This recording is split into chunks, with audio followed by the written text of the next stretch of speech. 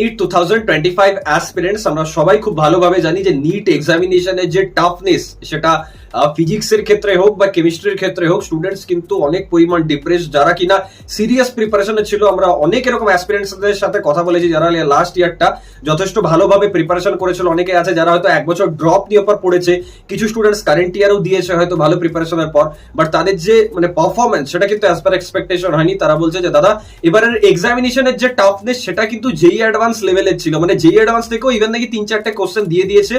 তো এবার স্টুডেন্টসদের মনে একটাই ডাউট যে দাদা নিটের তলায় কাট অফ কত যেতে পারে এবারে।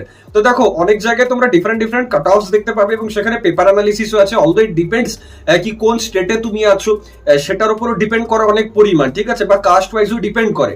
বাট ইন জেনারেল যদি বলি যে কাট অফ কত যেতে পারে, আগের বারই কাট অফটা হয়তো প্রায় 650 তার উপরে যাচ্ছিল, কিন্তু এবারে যা টাফনেস এসছে এক্সামিনেশনে, ফিজিক্সের যে টাফনেস ছিল, যতটা লেন্দি ছিল, লাস্ট প্রায় 10-15 বছরে এরকম নিটের পেপার হয়নি, যা এক্সপার্টসরা বলছেন বা যা টিচার্সরা বলছেন।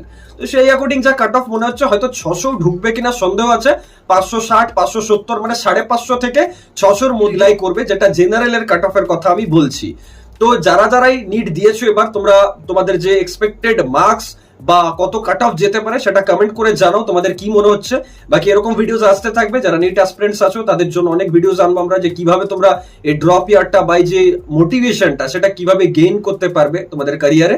তো থ্যাঙ্কস আ লট, দেখা হচ্ছে নেক্সট ভিডিওতে।